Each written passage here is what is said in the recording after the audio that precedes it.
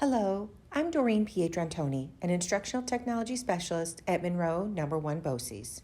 Today we are going to focus on the Computational Thinking Concept Area of the New York State Computer Science and Digital Fluency Standards. Our learning objective today is understanding the why of the standards, explore the Computational Thinking Concept Area, and brainstorm unplugged and digital activities that meet the standards. A little bit of background on the why of the standards. The standards were created and approved with the idea of implementation for all computer science courses by the fall of 2023 and all other grade level and curricular areas K through 12 in the fall of 2024. The standards were created through a specific lens and guiding principles by an authoring group and then approved by the regents for implementation into New York State. The vision for the standard is every student will know how to live productively and safely in a technology-dominated world. This includes understanding the essential features of digital technologies, why and how they work, and how to communicate and create using those technologies. The top 10 skills that our learners need to have by 2025 are broken into 4 categories. We have problem solving, self-management, working with people, and technology use and development. If you look at these skills on the right-hand side, you'll see that they are color-coded to go with the type of skill it is. And the problem solving is a majority of the skills needed for our learners. What is great about the computational thinking concept area is there is a lot of standards that align to the idea of problem solving, iteration, following directions, being able to work through problems, revise it, work through it again, such as like with coding, with testing the coding, finding out the problem, and then going through and debugging that problem, things like that. So this concept area will really help develop problem solving skills for our learners. There's also, the leadership and influence for the working with people, and for self-management, we need that active learning and learning strategies, as well as the resilience, stress tolerance, and flexibility. With computational thinking, we're going to get our learners to these skills, especially if we start implementing at grades, the kindergarten grade level all the way up to grade 12.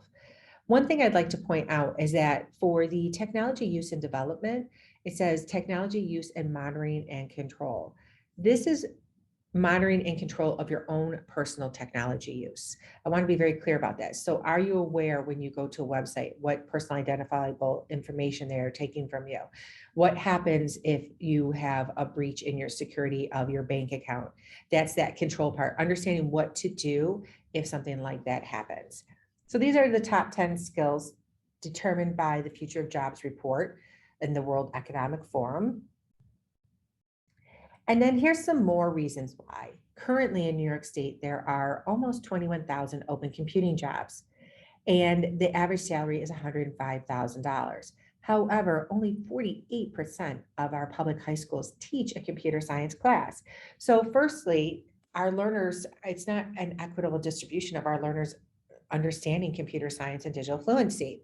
So first of all, we need to increase that, right? We need to get more computer science courses in our schools, but also we need to have our students interacting with computer science and digital fluency standards at a very early age and throughout all grade levels that they are in their school career.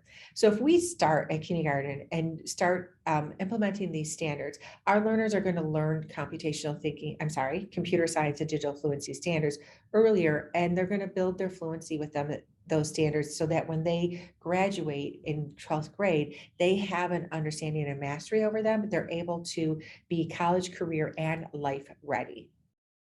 Another thing is that if we start earlier, students might develop an interest in computer science and take more computer science classes when they get to secondary level. Also, it might inspire their career choices. Here we have a list of hard skills and soft skills, and these were chosen by recruiters and hiring managers. So again, people who are going to be hiring our learners for their jobs. And you can take a look at these and just to get a basic understanding of what these skills are and why they are thinking about why they might be needed for our learners. By implementing these standards, you're definitely going to have learners who reach these skills. Let's focus on the computational thinking concept area. First of all, how to read the standards. The standards identifier is the grade band with the concept area and the standard number.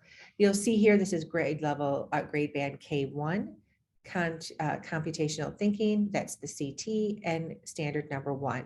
The grade bands are listed right here and how the standards are written. The concept areas are here, and then the standard number. To further look at the standard in the computational thinking concept area, this is a grade 4 through 6. It's standard number 3, as you can see in the standard identifier. And the standard statement is visualize a simple data set in order to highlight relationships and persuade an audience. What's great about these standards is they come with a clarifying statement. So if you don't quite understand how I'm going to do this with my learners, I can look at that clarifying statement and it can help guide me. So the emphasis is on identifying and organizing relevant data to emphasize particular parts of the data in support of a claim. So thinking about this standard, yes, this is a computational thinking standard, but I could use this standard in many curricular areas. I could use this in ELA. I could use it in science. I could use it in social studies or math. You're taking a data set and you're highlighting the relationship to persuade an audience. So there's many instances in my curriculum that I can implement this standard.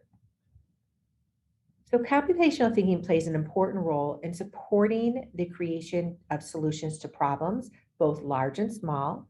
Algorithm, programs, simulations, and data are essential to all computing systems and empowering people to communicate and collaborate with others around the world. The standards promote development of foundational skills, knowledge, and experience to solve problems by creating solutions that utilize computational thinking, concepts, and practices.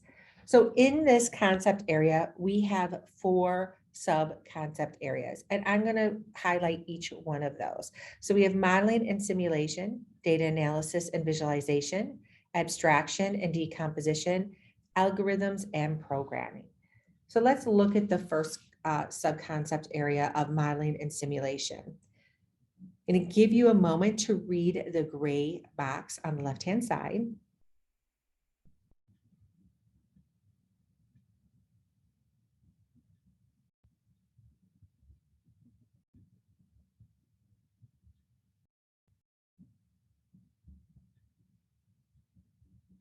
And then we have the data analysis and visualization. Data analysis is the process of cleaning, transforming, organizing, clustering, and categorizing data to discover useful information, draw conclusions, and aid in making decisions. Data can be visualized in a variety of ways, including graphs and charts, to aid in and communicate the results of the analysis. I'm going to give you a moment to read the gray box on abstraction and decomposition.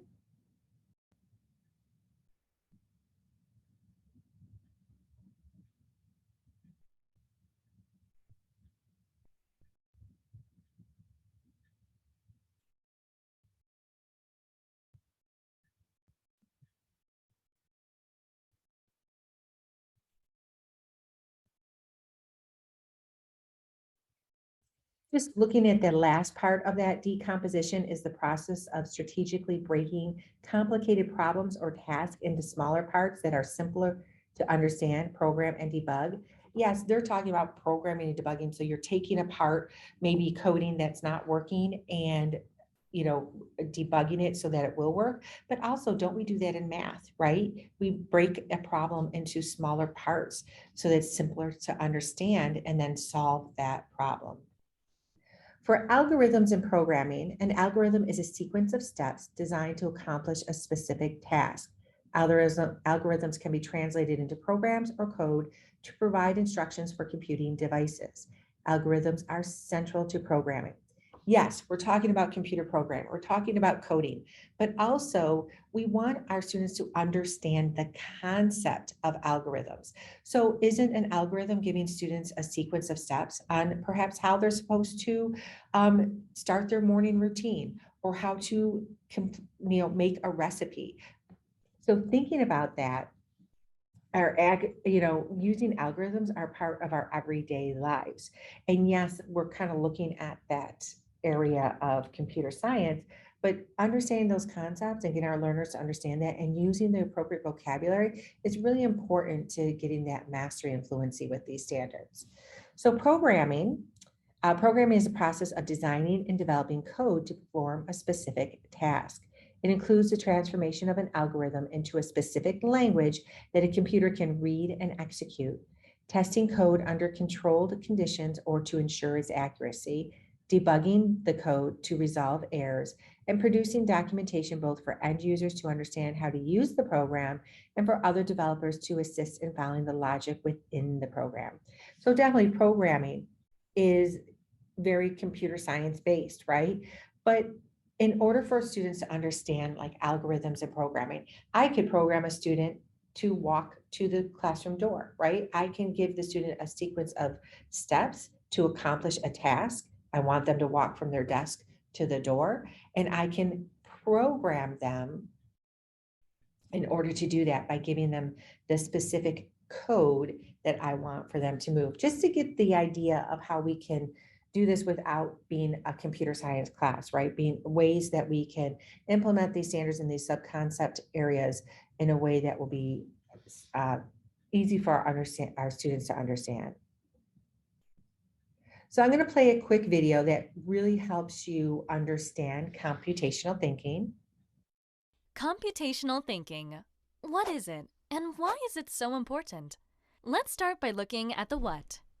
You may think that computational thinking is about thinking like a robot or programming like an expert. But it's not. Rather, it is a very versatile skill, a skill that focuses on critical and logical thinking. To put it simply, computational thinking is a problem-solving skill. Let's dive a little deeper. Computational thinking is about looking at a problem and solving it systematically, and therefore arriving at a solution that both humans and computers can understand. Essentially, it is considered the highest order of problem solving. Computational thinking is made up of 4 elements: decomposition, pattern recognition, abstraction, algorithmic thinking. First of all, decomposition.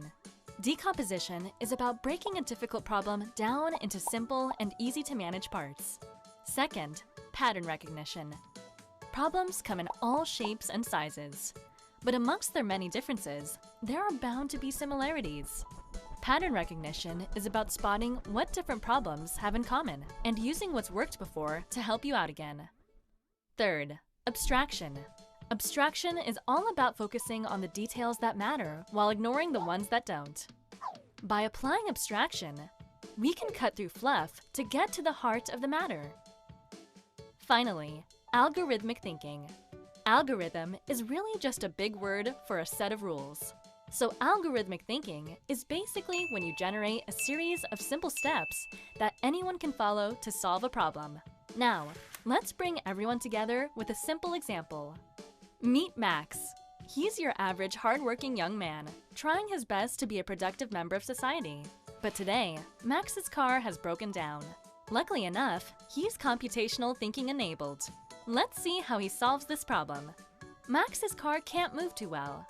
He realizes that there are 2 problems. He's running low on fuel, and he has a flat tire. That's the first pillar, decomposition. Now, Max has been in a similar situation before, and based on past experience, he knows that he should take care of the flat tire first. That's the second pillar, pattern recognition. He doesn't have much fuel left, but it's enough to get him to the next patrol station. So he decides to ignore that and focus on the tire. That's the third pillar, abstraction. Finally, to change a tire, Max has to use a jack to elevate his car, loosen the nuts on his tire, remove the tire, and replace it with a new one. Now that's algorithmic thinking. As you can see, computational thinking isn't just for computer scientists or programmers. In fact, many kinds of people, from mechanics, doctors, to presidents, are subconsciously applying computational thinking in their daily lives. Thanks, Max. Have a nice day at work. So why is computational thinking so important? It's not. That is, if you don't mind being left behind in the Stone Age. According to Moore's law, computing performance doubles every 18 months. That is to say, in 10 years, a $1,000 computer will be able to compute faster, more efficiently than the human brain. With technology growing at such an exponential rate, we are integrating computers more than ever before into our lives. To connect, to optimize solutions, and most importantly, to solve problems. The possibilities are limitless. The problem is, having a supercomputer carry out basic instructions and tasks is not at all economical. To make full use of a supercomputer, you'd need to know how to give super instructions. This is where computational thinking comes in, a powerful way to generate advanced solutions and manipulate computers to work for you. Now, imagine if mankind had such immense power at our fingertips. We would be solving problems faster than ever before, with laser accuracy and machine efficiency.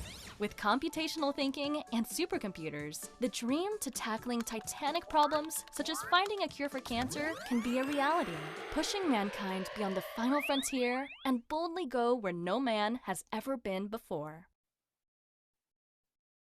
So I'm going to show you ways to review your grade band. The link for the New York State Computer Science and Digital Fluency Learning Standards is with the description of this video and also in the form. So this site is continuously being updated with different resources for educators and districts. You'll see that there's the full document of the standards. This includes all the standards and clarifying statements, as well as the guiding principles and lens that were taken in the creation of the standards. You have a glossary of terms. It's really important that we're using the correct vocabulary, words such as algorithm, to help our students understand the standards as well as the concepts of the standards. You have an Excel version of the standards. You have learning standards by grade band. I'm just going to pop one of these open so that you can see. You'll see it has all these standards concept areas. I'm just going to get down to computational thinking here. So you'll see I have the concept area. I have my sub-concept areas. It has these standards, and then it has a clarifying statement.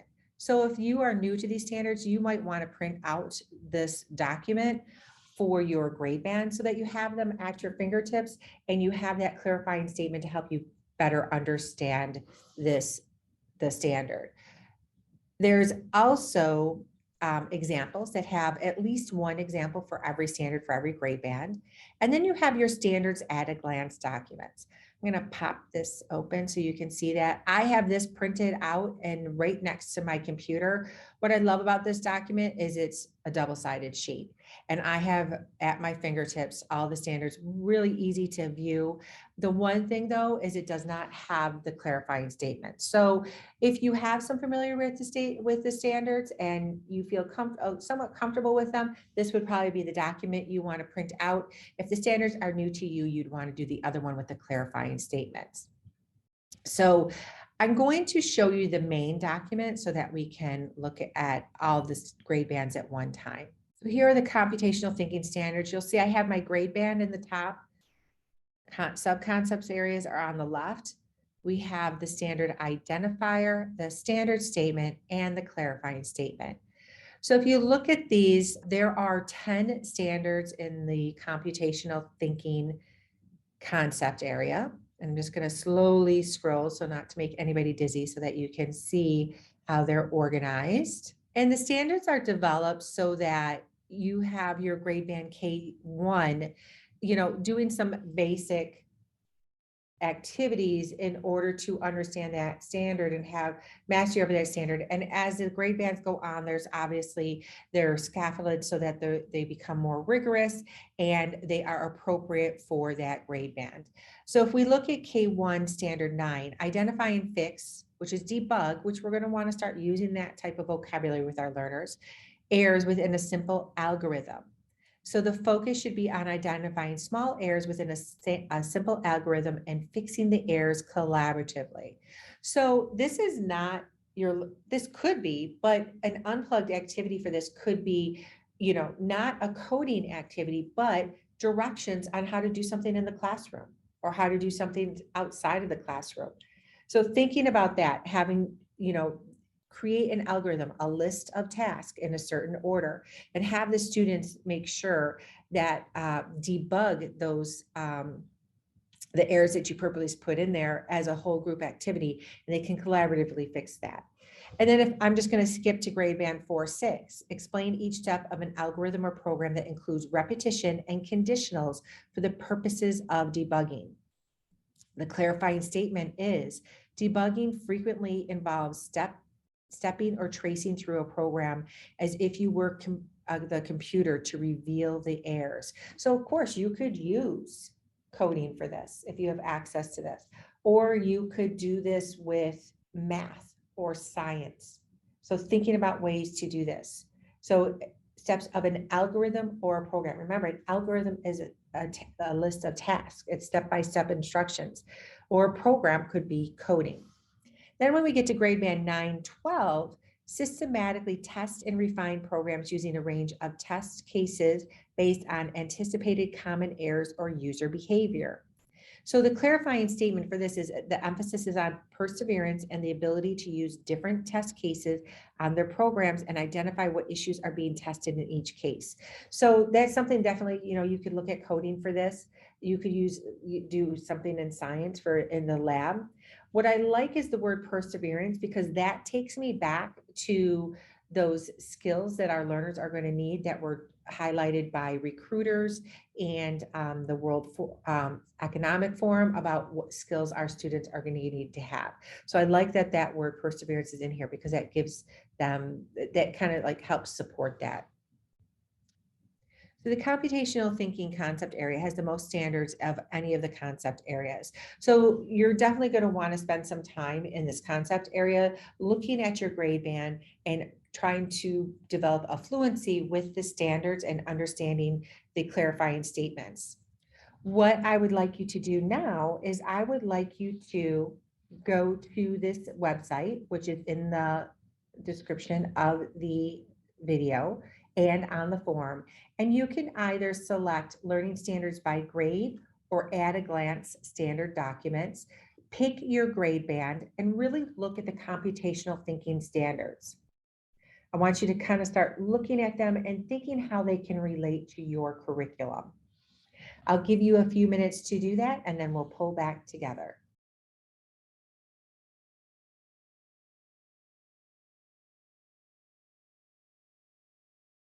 Okay, we're going to pull back together. If you need more time, feel free to pause the video, continue to review your grade band, and then restart the video when you're ready.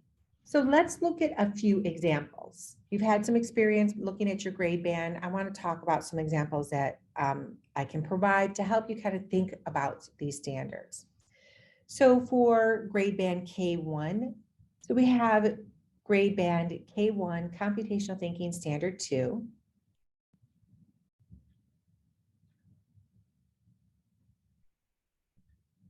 And the example is take a field trip to the cafeteria and have students see what happens when they buy lunch and how it counts in the system. So when we look at the standard language, this activity certainly meets the standard because students are seeing how data is collected from the everyday activity of going through the lunch line.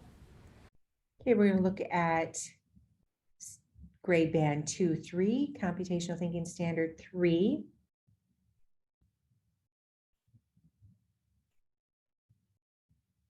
So students could collect temperature data over a week, then use it to create a data table and a line graph. They could then use the graph to communicate what the weather was like that week. Definitely this example meets the standard, and your students will then, as you go through this activity, your students will then have, some understanding in fluency with the standard.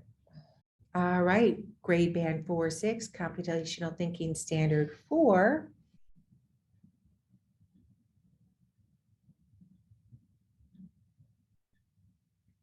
This example is science experiments where something is built like a circuit and what parts are repeated versus changed. So definitely thinking about decomposing those steps into smaller steps, and some of those smaller steps can be decomposed even further. We have grade band 7-8, Computational Thinking Standard 6.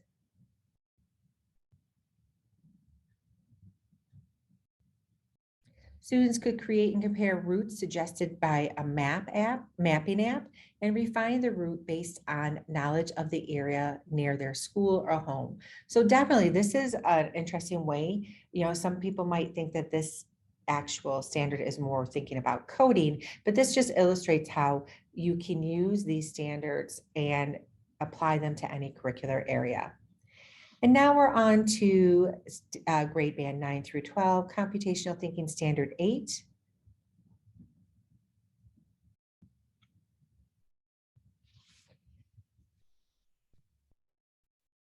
So for this one, it says students could program a choose your own adventure game that uses multiple choice options and probability to determine outcomes. So definitely this is a programming activity, but I've also seen people use something like a PowerPoint or a Google Slide to develop choose your own adventure, depending on what the user clicks on, it will take them in a different route. So thinking about different ways that you could accomplish this activity. So let's brainstorm integration and implementation of the standards. After looking at your grade band and thinking about the examples that I shared, think about ways that you could implement these standards into your curriculum. I'm going to give you a few moments to do that, and then we'll come back together.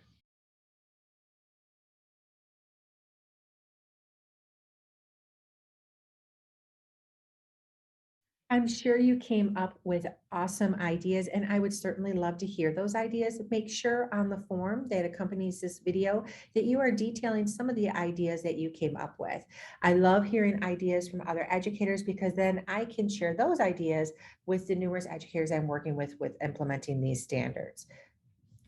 All right, so we've have a basic understanding of the why of the standards. We've looked at the needs of future college career and life, that we need to help develop these skills for our learners, right? We've looked at the standards, we've looked at your grade band, you've kind of thought about implementing, and what's stopping you? So some of your biggest challenges, I want you to think about that for a moment and add it on to the form.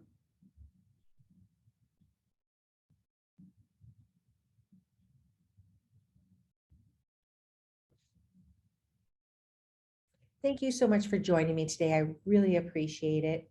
If you have any questions, please do not hesitate to ask. I have my email listed in the form. I would love to come out and work with you, your team, your building, your district on implementing the standards into your curriculum. And if you're not in the Monroe-Wimbosis region, contact me regardless. I can connect you to the right instructional technology specialist that can help you with implementing the standards into your curriculum in your region as well. Thank you and have a great day.